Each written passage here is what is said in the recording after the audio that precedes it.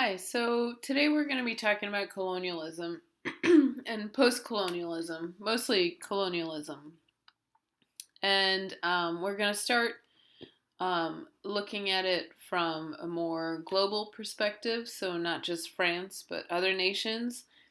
And then we'll focus on the type of colonialism that France was more known for. And then following that, we'll go into one specific case of French colonialism that um, did not necessarily end well. Okay. So, as you know, Europe, nations in Europe go out and they wage war and they try to conquer other lands. And France and England definitely have a rivalry. And they have been conquering other lands for quite a while. But in the late 19th century, the Europeans start to turn their eye to Africa. And they find it relatively easy to conquer Africa. Maybe perhaps due to a lack of interest in what the Europeans were actually doing, or a lack of understanding of what was going on from Europe's perspective. But many nations in Africa many lands in Africa were conquered or taken over by Europeans during the 19th century. So in the 19th century, we see a race between European nations to take over Africa.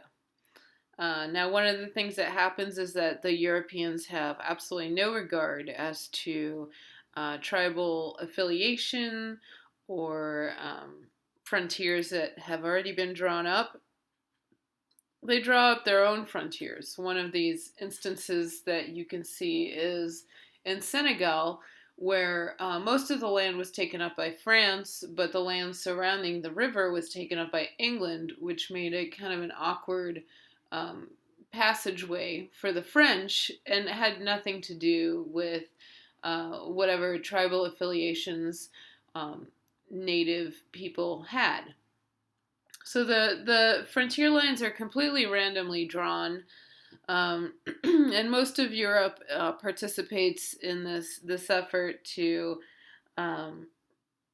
conquer Africa and take up their resources, and they don't really consider the residents and the native population there. That if anything, one big lesson that should be learned from this is that the Europeans felt that their foray into Africa was almost they perceived it as almost doing a favor to the locals there, teaching them the ways of the sophisticated Europeans, which for a while the people in Africa didn't really mind, but at the same time they weren't paying attention as much. And didn't realize maybe what the end goal of Europe was. So one of the first things I want to do is just take a kind of a global perspective of this, and I have some videos here, and the first video is to show you the progression of the conquest of Europe around the world. So this indicates different nations in different colors. Obviously France is in some kind of royal blue there.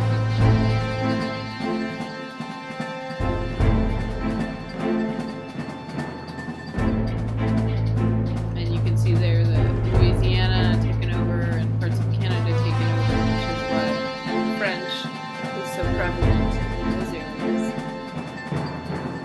which you will find communities that still speak French, not only in Louisiana but also in Maine, and of course in Canada. So you can see there vast areas of Africa being taken over by the French.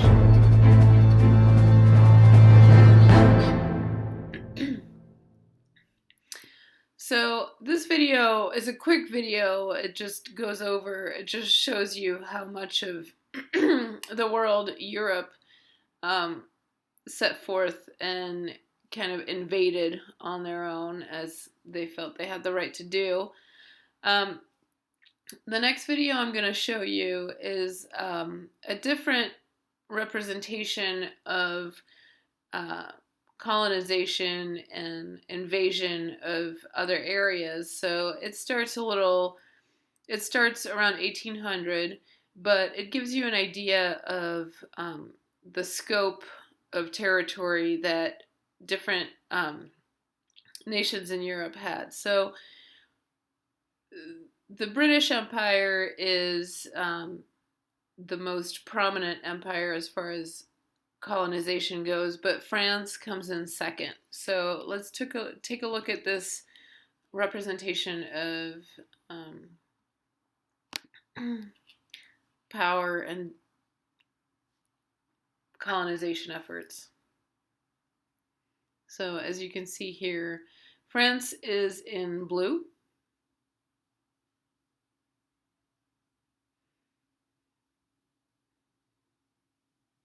And watch the timestamp on the left bottom corner.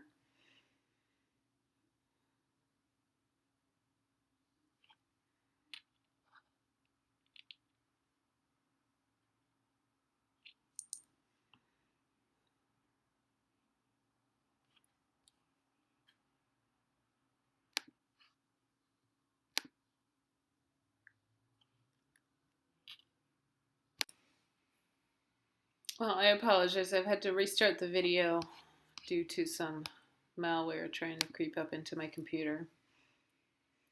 So the French are in blue, the British are in red, the Portuguese are in green, and the Spanish are in orange.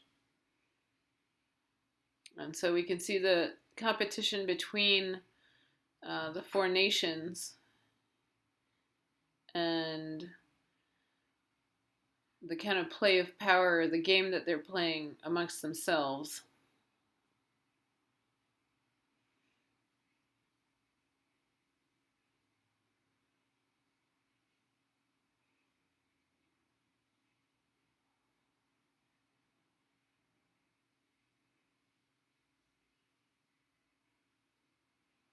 And at this point, the Louisiana Purchase has happened, so France has lost that massive territory.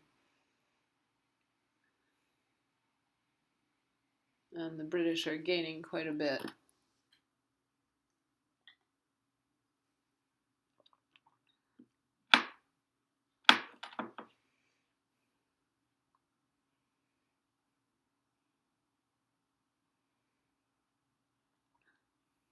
And now we're starting to look at the expansion into Africa. So we're 19th century, and France is starting to expand into Africa, so its bubble is growing bigger.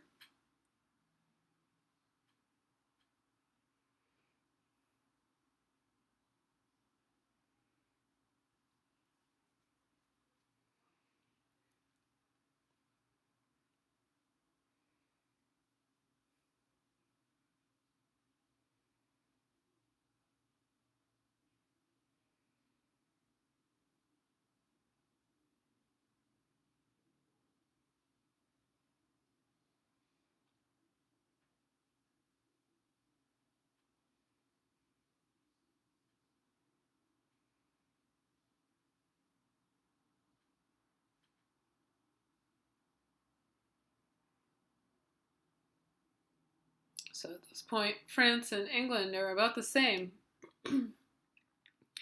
Following World War II.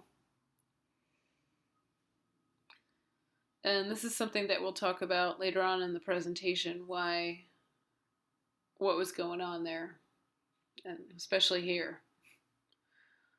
So everything just exploded at that point.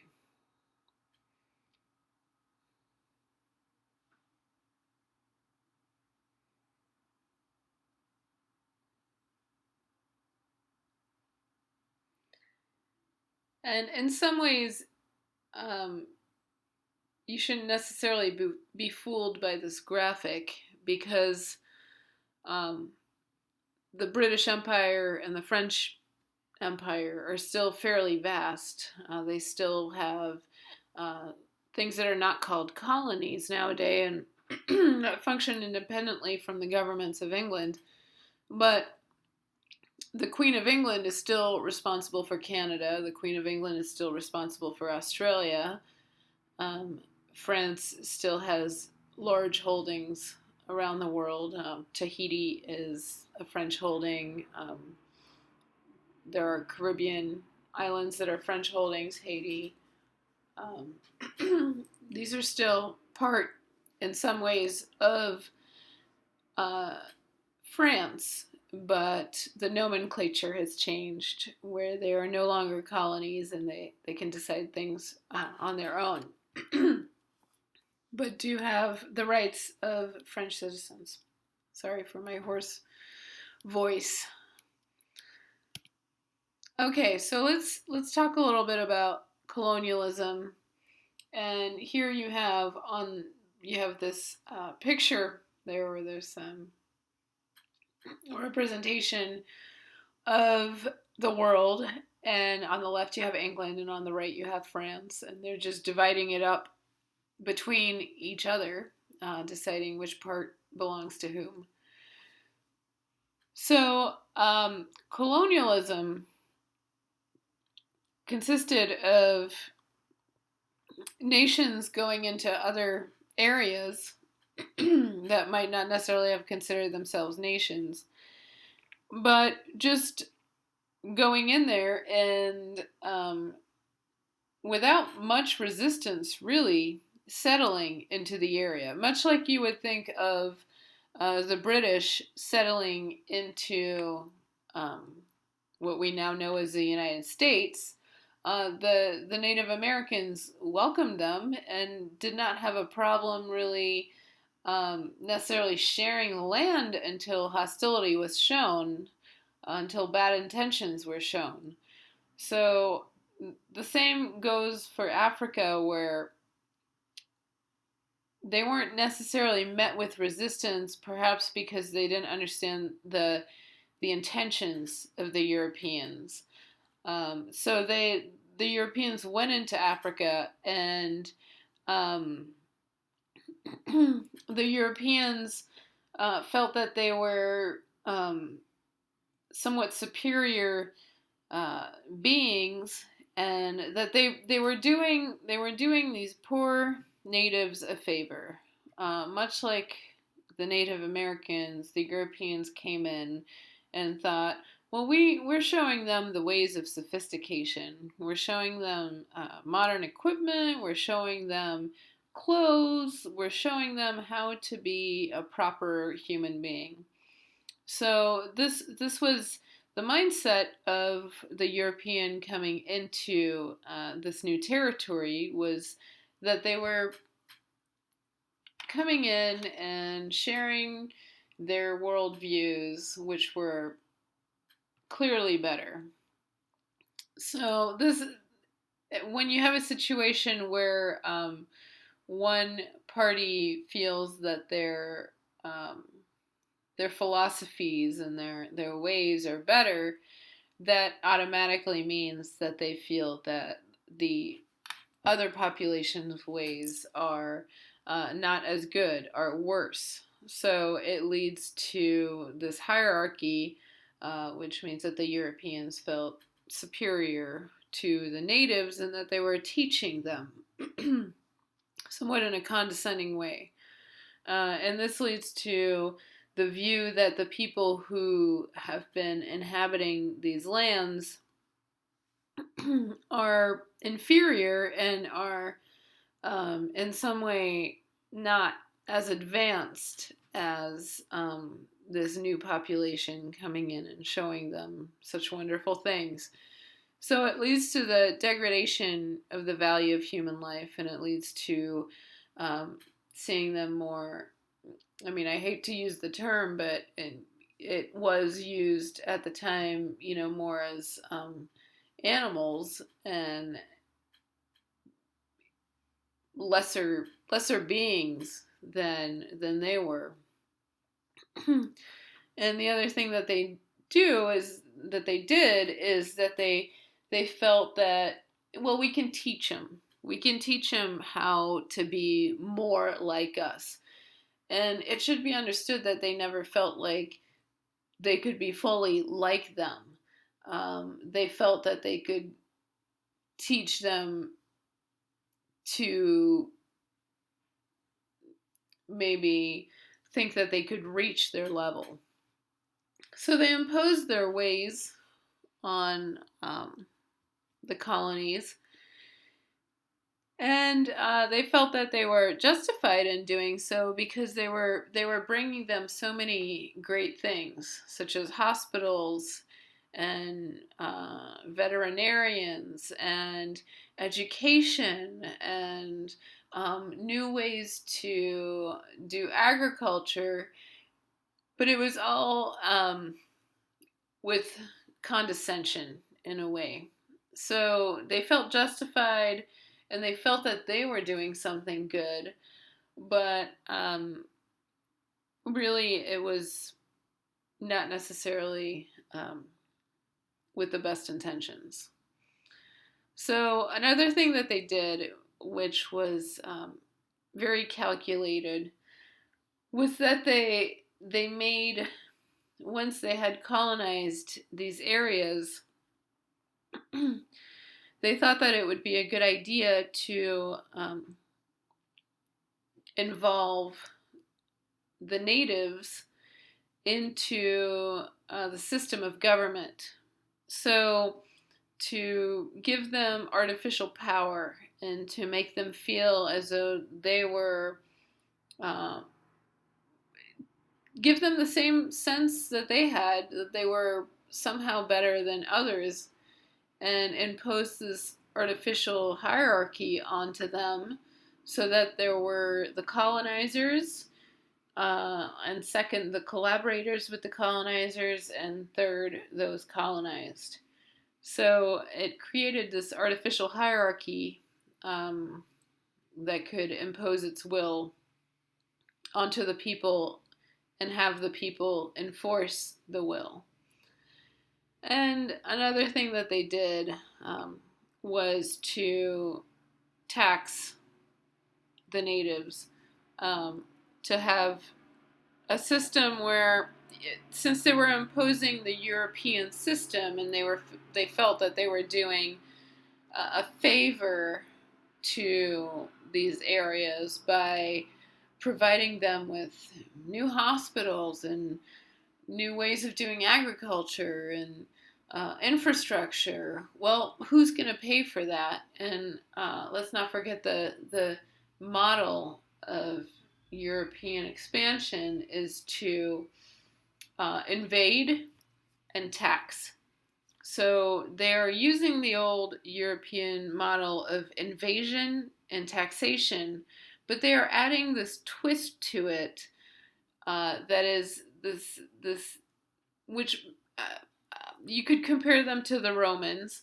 The twist is that they are believing that they are doing the invaded a favor by invading them. So this is a situation that is present not only in Africa but also in other areas of the world. And when it concerns the French, we're talking about Vietnam, we're talking about Indochina, which I'm not going to go into so much here, but just be aware of the fact that this was the situation.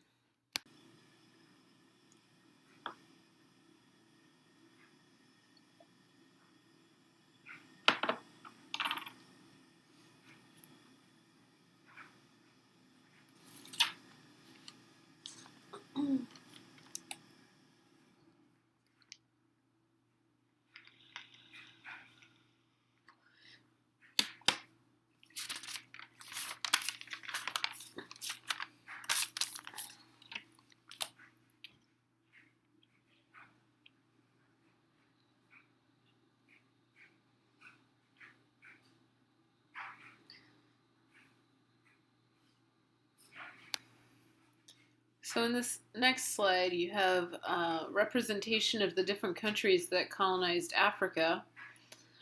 So you can see France was fairly dominant, really going through most of West Africa, Northwest Africa, and reaching into Central Africa. England also did its part. And I should note that the Europeans felt that they were bringing something to these countries, and so yes, they were interested in the resources. Absolutely, Africa was a massive place for resources, but they also felt that they were doing their part in bringing civilization to other parts of the world, and as well as they felt that it was a sense of adventure. So if they saw it as something interesting to do, so it's pretty terrible, but that's the way it was. So there are different concepts of colonization, and we're going to go and look at the French concept of colonization, which was fairly different from the British sense of colonization. So the British viewed colonizing an area as purely driven by resources and economics. They weren't really concerned with the local population and assimilating anybody into their culture. That wasn't the end goal. The end goal was just to take the resources, not really pay attention to the natives, and just increase the power of the British Empire. The French did have somewhat of a different view of colonization, where obviously also resources and the spread of civilization, quote unquote. But they did have this goal of assimilating the populations into French culture. So which one is better, which one is worse? That's most definitely up for debate. Whether the British model allows cultures at least to retain their own identity, or whether the inclusiveness of the French colonization includes a more humanistic side to it. But with the French, there was the goal of assimilation. So this meant the theory versus the practice is completely different. So in theory, first of all, the nations or the populations being colonized would want to become French, which is a big if. But second of all, that would involve a major delay in their ability to catch up to French culture, because French culture has been built up over centuries and their own culture has been built up over centuries. So catching up to a different culture is quite a lot of work, and this would involve, of course, learning the French language and being schooled in Western ways and with Western methods. So the practice of the idea of assimilation was quite different than the theory of assimilation. And another thing that the French included in their regimen there was to create citizens. And one way of doing this was to assimilate them into the army and to make them feel a sense of pride for defending France. And many of these people who were colonized fought in World War I and World War II alongside the French, for the French, for victory against the Germans. And one historian noted that um, one of the only places where you can actually achieve a democracy is in the military, because you can come from absolutely nothing and become a general if you deserve it. Um, whereas in many other areas of civilization, you need a lot of political skill to be able to advance. So, so here you have a picture of African children being taught the European um, French alphabet, and um, it should also be noted that when you have learned one language and then you're expected to be schooled in a different language, you're inevitably going to encounter delays because of the language barrier. And not to mention, this is a completely different alphabet. This is a completely different way of communicating, which makes it that much more difficult for children to be able to catch up. And on top of that, let's face it. These children. What was the need for them to actually learn the Roman alphabet or to learn arithmetic? What were the practical applications when you live in a village, um, and really your options are limited? So let's talk a little bit about the economics of this. So different European nations have invaded different African areas and have drawn lines across these areas.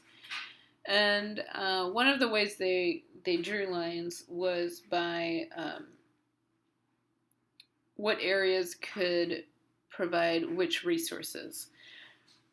So they introduced the idea that one area was good for a certain product, and they focused on that, and they wanted that area to produce that product, whether it was peanuts, whether it was cacao, whether it was bananas. These different areas were supposed to produce those things. And if you know anything about agriculture, obviously if you keep producing the same crop over and over again, that's going to tire the land, and it's going to remove all the nutrients from the soil, which is why we have crop rotation, so that the soil can rejuvenate itself. So this is early 20th century, and the idea of crop rotation hasn't really been introduced yet. It has, but not as something that's proven and needs to be implemented. So they associate different areas with different crops, and they force farmers to produce that one crop, and that's it. You produce that one crop. The consequences of this is that it means that these farmers, when they want to eat something, they need to import it. So now these people who have been colonized are not only forced to produce just one crop, but on the other end are also told, or are also forced to import what they need. So this puts them in a catch-22, where they need to make money to be able to import, but their crop that they're known for and that they're expected to make money off of is that one thing that the Europeans have dictated to them. So we pretty much remove crop rotation, and we introduce the idea of importing goods. And once you import and export, that also means price variations, that means taxation, Um, and the farmers have absolutely no control over that. And the people who end up profiting off of this is obviously the people who are colonizing the land and who are dictating the terms of what's going on. So, um, taxation on the imports, taxation on the exports, but who receives the money is the Europeans, and so they are able to build bigger houses and afford more things and bring money back to Europe and profit from all of this. So the idea of this exploitation, the Europeans felt that what they were bringing back to it was the technologies that Europe had developed, and one of those technologies was the railroad. So at some point they decided that a railroad needed to be built, and they forced people to work on the railroad in the name of improved infrastructure, and many died. It's been said that as many wooden ties as you see there, for each wooden tie, one person died. So, of course, the railroad was built to facilitate import and export. Some of the resources that were most valued were rubber, gold, bananas, cacao, and these people were put into forced labor. So there you have a picture, and the same was done in the United States. The Chinese were forced into labor on the railroads, and many died during the building of the railroads here as well. So this is not a concept unique to Africa, but it does seem a lot of times that the Europeans are at the heart of it.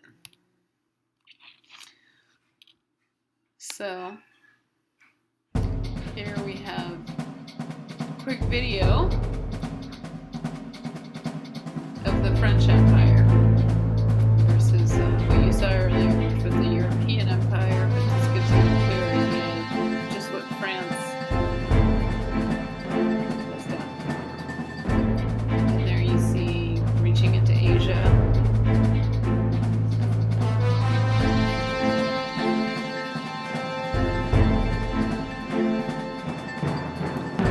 Massive area of Africa.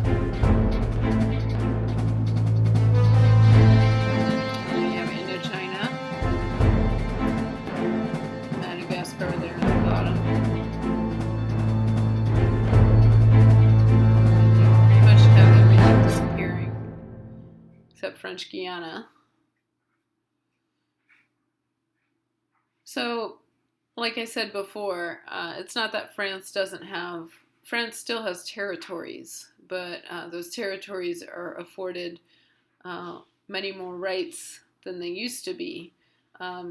They have two classifications. One is considered pretty much exactly the same as France, and so it's a overseas department. France is divided into departments. One of the classifications is that you're a department, and the other one is that you're a territory. So it's the same as thinking that Hawaii is a state, but Puerto Rico is not a state. So those are the main differences. They can vote. They are given money by the French government. But as far as colonies go, that is no longer really a thing. Okay, so here we have French colonialism around the world, and you can see the expanse of it, and this includes the Louisiana and Canada and Africa, and also the territories in the Pacific and in Asia. And then here you have just Africa, and you can see the amount of territory it covered. At some point, France actually had Syria as a territory after World War I and the redistribution of the lands. France was given Syria. So, the point to be drawn from this is that in some ways it was almost like a game of war between different nations in Europe, and they divided territories amongst themselves and decided on where frontiers were and who got what. And so, if Germany had this and Germany lost the war, then Germany could fork over a territory to France. I like it when he squirms.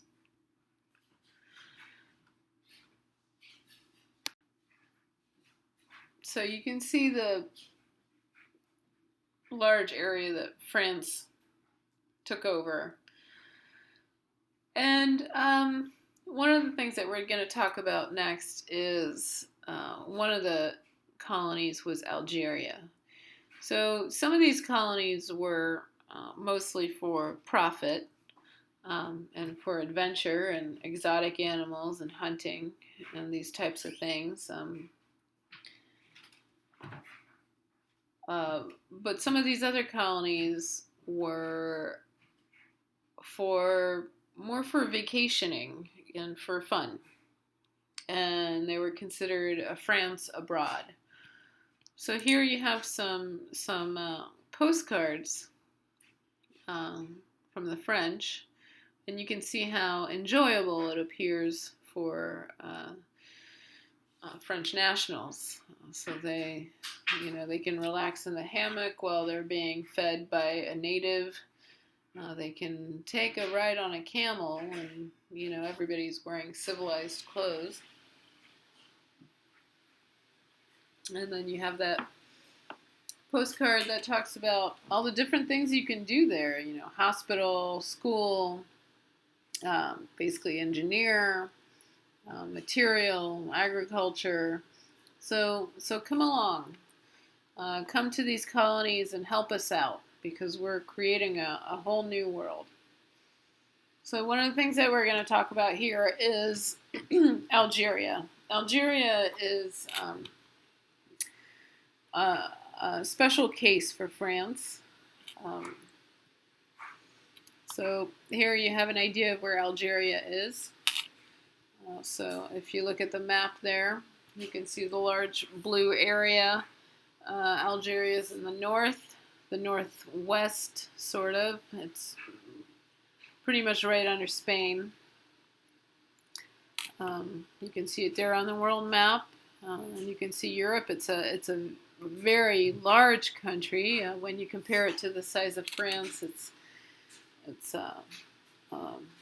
exponentially bigger. And Algeria is also, if you're familiar with African geography, has very different topographical areas. So it has the mountains, it has the beach, it has the plains, it has a little bit of everything. And so this was a colony of France, and France thought that Algeria could become the African France. So the goal was to create France in Algeria. It had all the same types of resources that France had, in a way, when you think about mountains and plains and beaches and such. And so it had enjoyable beach cities, and it also had a couple ski resorts, things that French people like to do. So it was almost a France away from France, a France you can vacation to.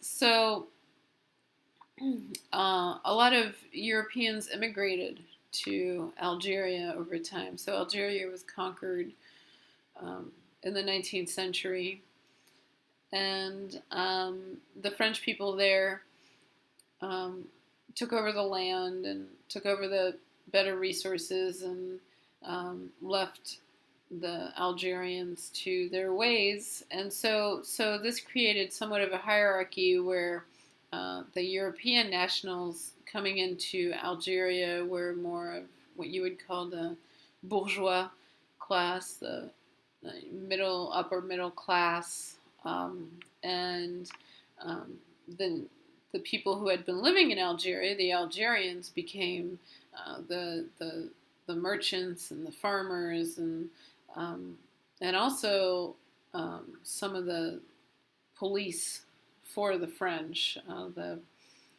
This is something that we'll talk about, but a lot of people enrolled became part of the military, and they fought in World War One and World War Two. And there was somewhat of a divide. Some people saw the arrival of the French as a step towards modernity and a step towards progress. The French were bringing with them different technology, different agricultural technology. The French had tractors. They used gas-powered machines, whereas the traditional way was to use, farm animals, donkeys, cows to plow the land. So this kind of created a hierarchy, and at this point in time, we don't see too much mixing between.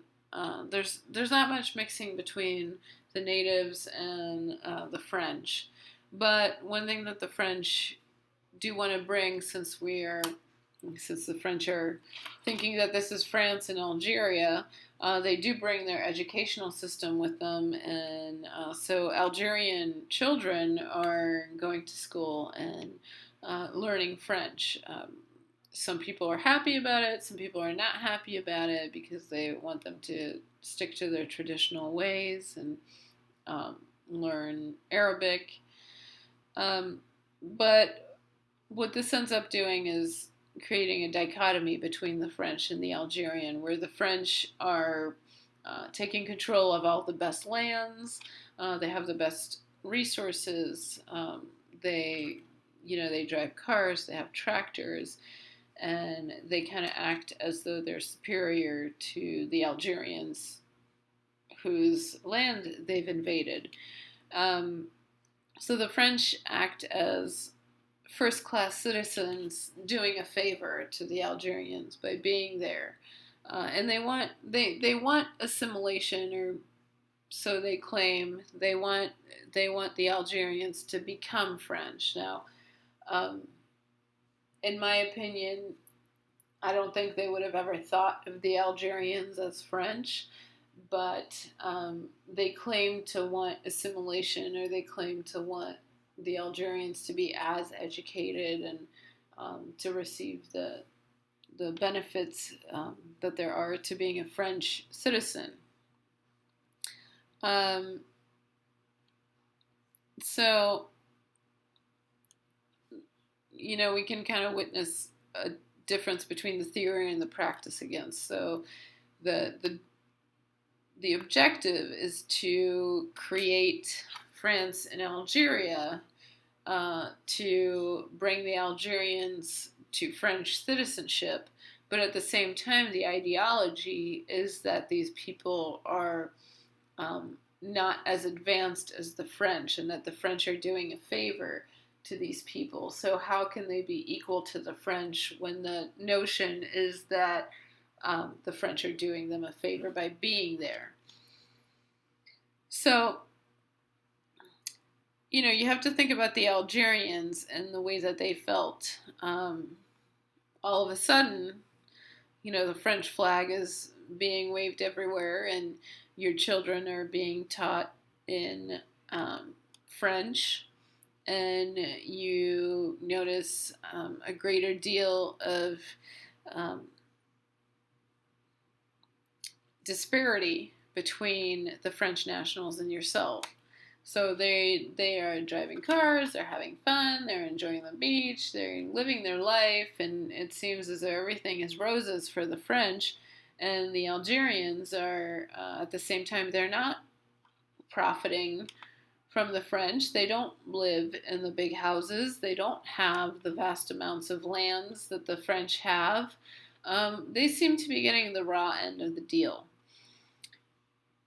So just imagine if you were Algerian and you're living in a land and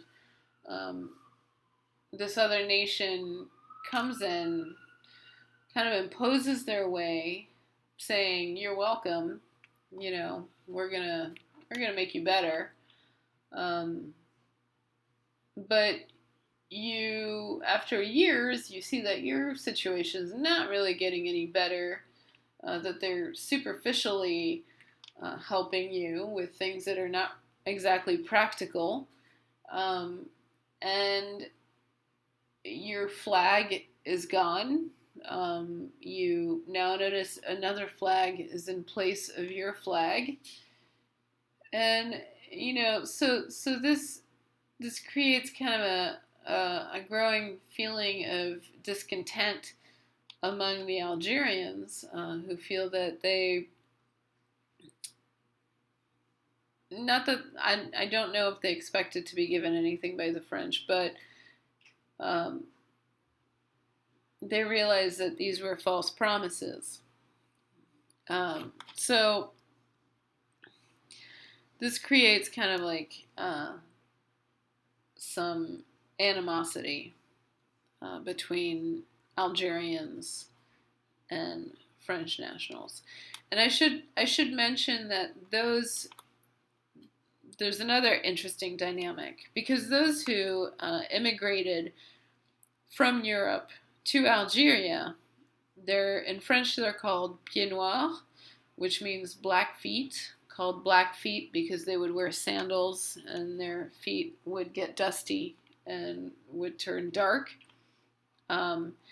Now, these pieds noirs, who were originally European and who didn't mix all that much with Algerians, when they went back to Europe, they faced their own discrimination for just having been in Algeria. So this should give you some insight into the different levels of hierarchy that can be seen in Europe. So these Europeans probably came to Algeria for a better life, better experiences, and while in Algeria, they were treated. They had land, they had a big house, they probably had servants, but once they returned to Europe, they were seen as lesser citizens. So, in 1954, there's a growing feeling of resentment towards the French. And this is 10 years following World War II. So the Algerians had fought in World War I and World War II alongside the French, as other colonies had. And these people who had been colonized started to realize, well, the French capitulated very quickly to the Germans. 1940, France became basically German territory, and they had the Vichy government, which we talked about. So the colonies started asking themselves, what's that all about? They have power over us, but they can't maintain their own power against the Germans. So maybe there's something not so great about the French. If they can't hold their own at home, why are they here? So this started causing some major problems with the colonies. And for a lot of the colonies, it seems as though France just kind of let them go or gave them autonomy. Algeria was a little different because it was kind of the France of Africa. Um, but so at the same time, some kind of resistance movement was building within Algeria, and this resistance movement is called le Front de Libération Nationale, the FLN. And on November 1st, 1954, there are about 30 attacks throughout Algeria. And this signals to the French government that Algeria, that there's a certain segment of the population in Algeria that wants to regain independence and doesn't really want to be a French territory anymore. And I'd also like to mention the fact that let's not forget that France is the country that came up with the rights of man. So it seemed almost more hypocritical. And another thing that happened is that Roosevelt went to Morocco, and Roosevelt was anti-colonialism. The Americans are anti-colonialism.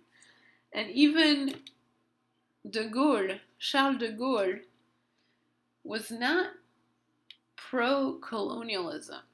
He felt that France was first and that the colonies were second, but that meant that he didn't necessarily want to hold on to the colonies either.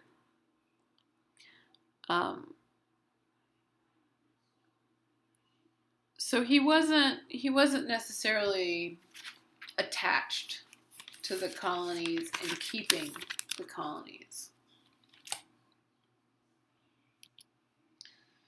Oh, sorry, I didn't go over this slide. Okay, so the Front de Libération Nationale. So in this picture, you see the men who were some of the founders, or some of the important members of the FLN.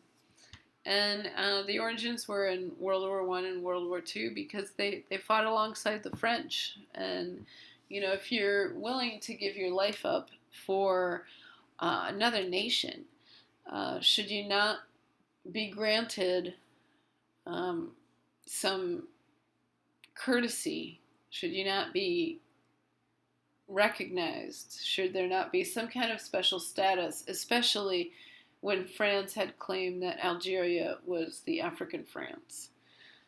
So there were 30 attacks in 1954, and this starts the Algerian War. And this is a long war. This is not a nice war. Not that there are any nice wars, but it lasts from 1954, if you count the beginning as the 30 attacks, and it goes until 1962. So it's almost a decade long. And when you're part of a nation, if you're colonized by a powerful nation, and you need to defend yourself, you form somewhat of a resistance movement, right? I mean, what else can you do?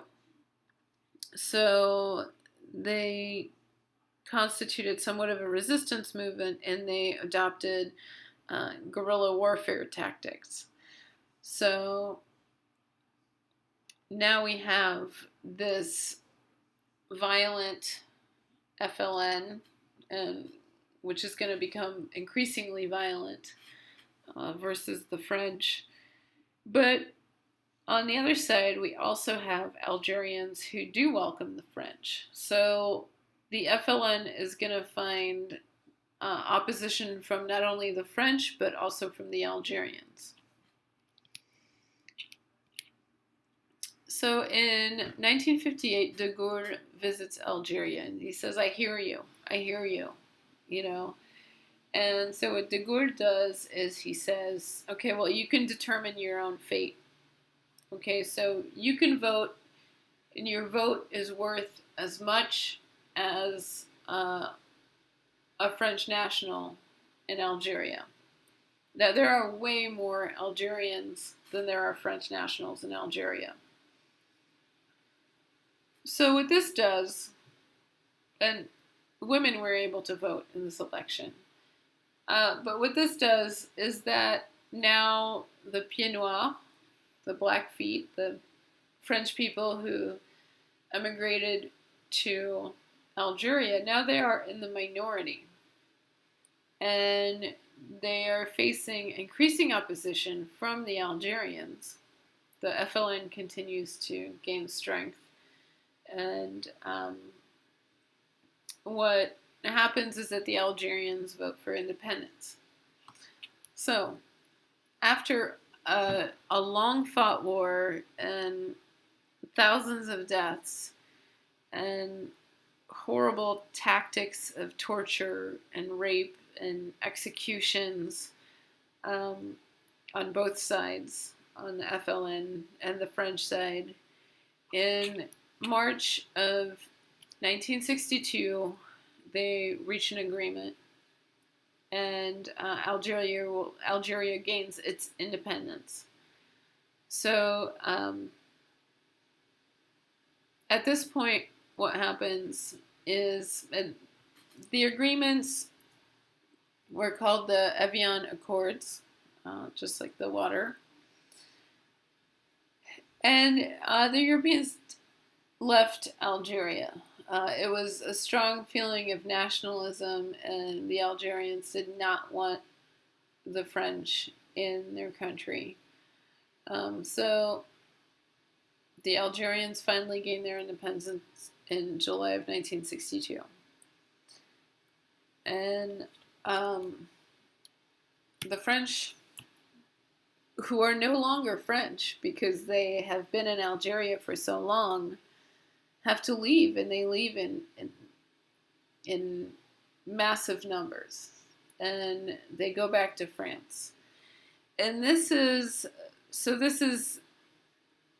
the end of a chapter and the beginning of a new chapter for both the Algerians and the French. So the Algerians can finally say goodbye to France and regain their independence and their sense of nationalism. But the French had been living there,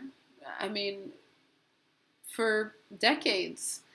And they had families, and they had their houses and their apartments and their ways of life. And, they weren't necessarily bad people. They weren't necessarily in control of what was going on. But at this point, they felt so unwelcome that they had to leave, and they had to. So here you have this picture of them leaving the only home that they've known, which is Algeria and Africa, and heading back to France. And they don't know what life is like in France. They really, many of them have not lived there forever or for a very long time.